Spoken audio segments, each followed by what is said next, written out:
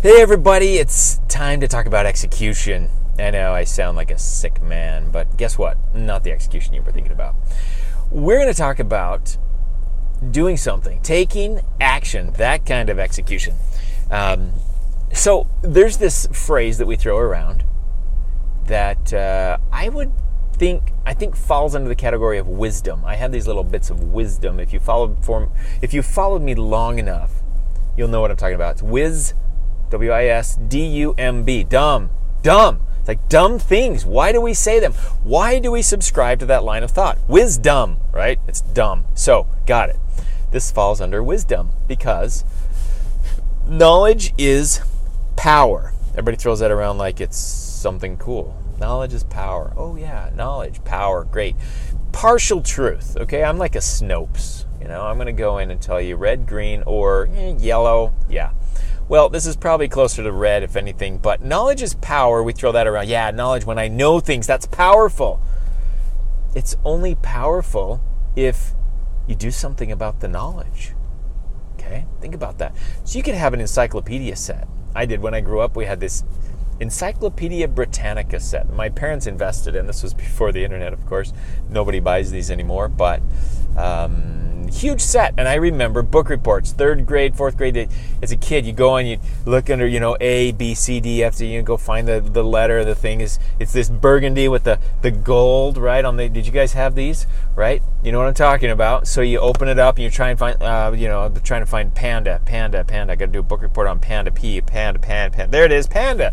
3 pages. All right, I'm excited. I can copy this and plagiarize my way through and have myself a book report. I got this. So there's all the knowledge. Encyclopedia set. Britannica. Full of knowledge. Has more knowledge than you and I and 10 of our best friends put together. Encyclopedia Britannica is completely not powerful. Right? It just sits there. It's on the shelf. Full of knowledge. But how powerful is it? What's it doing? Well, it's educating people to open the book, right? And what are they doing?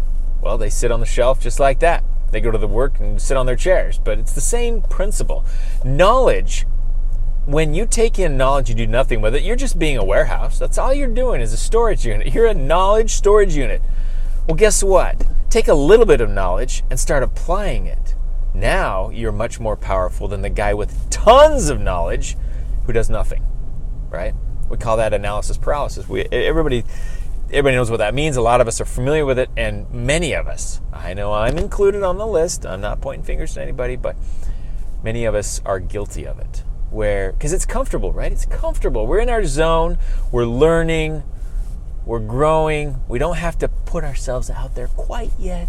I can just learn one more thing. Oh, there's another tip, another tidbit, another 10 best checklist items to download from somebody's blog or okay, yeah, I just got to learn that. I got to learn one more thing. Got to learn this. Got to learn one more little tidbit. You're learning right here, right? But what are you doing with this knowledge? I don't want you to just keep watching my videos and do nothing with that. I want you to go out and apply what you're learning. I'm hoping to give you value that you can then take out onto the street and do something with it to help you achieve new levels of success. That's ultimately what I want. I don't want a whole bunch of followers that just watch my videos and do nothing. It doesn't do me any good, doesn't do you any good. That's just entertainment. I mean, maybe I'm not the most entertaining person. Maybe I am. I don't know. Maybe you're laughing at me. Maybe you think I'm crazy. Maybe all of the above. Who knows? My purpose isn't entertainment. My purpose is empowerment.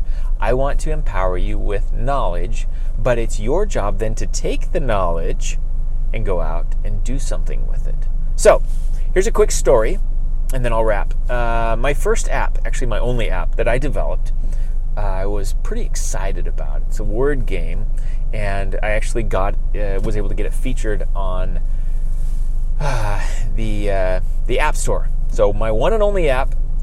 It's a long story. I'll save that for another day. But got it featured, and it's up to like 12,000 downloads so far, which is great on a zero marketing budget.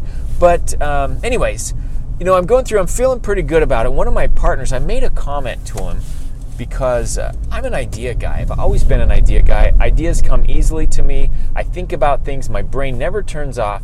I've always been told I've been creative. And so I think I just live up to it. I like problem solving. If there's a problem, I can't not solve it. I have to solve it if it's one of my problems. Other people's problems, I can't solve everybody's problems. But when I have a problem, I have to fix it. I do. It eats at me. It just kind of lingers, and I'm like, there we go. I'll solve it. Boom.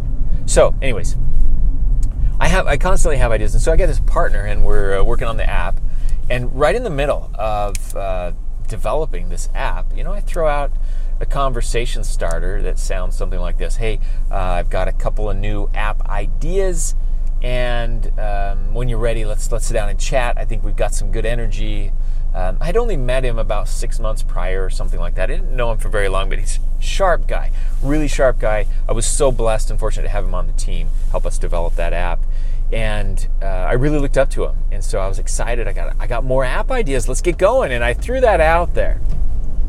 And his response, I wish I could remember exactly how he worded it, but something to the effect of, everyone has ideas. It's execution that makes the difference. It was just kind of a short, something along those lines. Now, I wasn't even looking for a mentor. I wasn't trying to be a student. I was just trying to, do some business. And I think his point was well taken, because I looked up and I saw that we're in the middle of a project. We haven't even finished the one that we're on. And why am I already talking about new ideas? I was trying to be ambitious, get ahead of the curve. Hey, look, this is up and running. I mean, we got some good momentum, good progress on this. Then, I want to keep things moving. I had good intentions. But his point was much more important than anything I was trying to do. And that was, ideas are everywhere. You might be an idea guy. I thought I was pretty special for a long time when I had ideas. I started an idea blog. My goal was to post ideas every day, and I did that for a long time.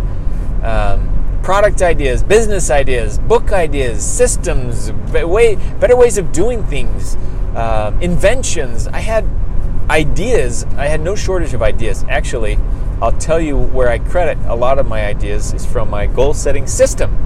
I'll talk about that another day, but if you haven't heard me talk about the Thinkubator on the 3x5 goal-setting system that I use for doing all my goals, that's powerful. You get a lot of ideas from there. But, again, goes back to the encyclopedia analogy. Your ideas do you nothing unless you do something about the idea. The idea just sits there. It's great. It's a nice companion. It follows you around everywhere. And it's entirely up to you to expose that idea to the light of day and give it a life of its own. If you do nothing, the idea will do nothing. It just sits there. The idea doesn't have its own legs. In case you haven't noticed, the projects don't stand up and start walking around themselves. No, you have to make that happen. So, if you're an idea guy like me and your head's full of stuff, keep a notebook to keep your head clean. So you got to get the stuff out. You don't want it. It's not a storage unit. It's a factory. This is great. Produces ideas. Ideas are great. Ideas help make the business world go round, because ideas are solutions, right? And every problem has a solution tied to it, just waiting to be solved. Anything that you're touching right now started out as an idea. Every product, from a chair to a car. I'm in a car right now. I'm holding my phone.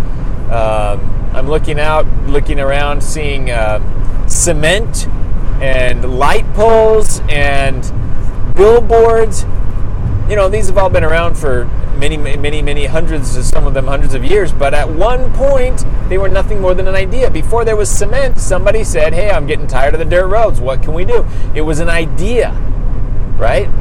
Now, the guy didn't sit on the idea.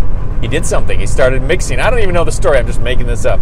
Sure, he probably mixed things together, trying to figure out, the right formula to create cement. I don't know.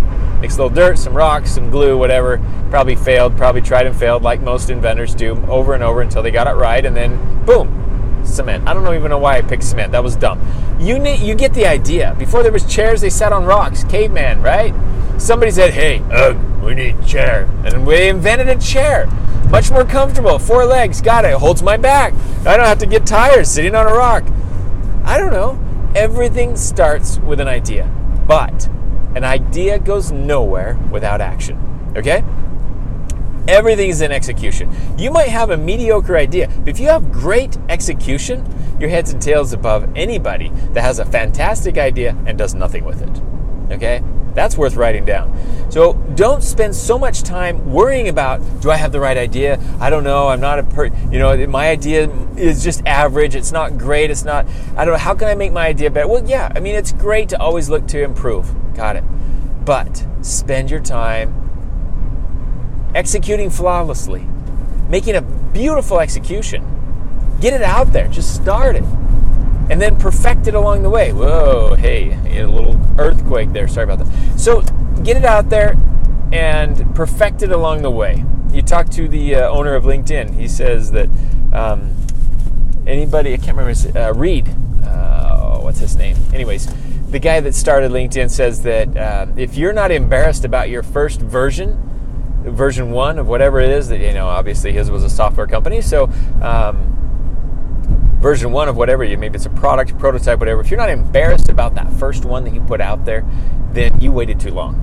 I love that quote because it really speaks to, ready, fire, aim. Just get out there, I mean, yeah, do your due diligence. Yeah, do some research, check it out. But you can do it as you go. I mean, in today's day and age, today's data-driven world, you can get so much along the way and then adjust. If you overcorrected, oops, just fix that.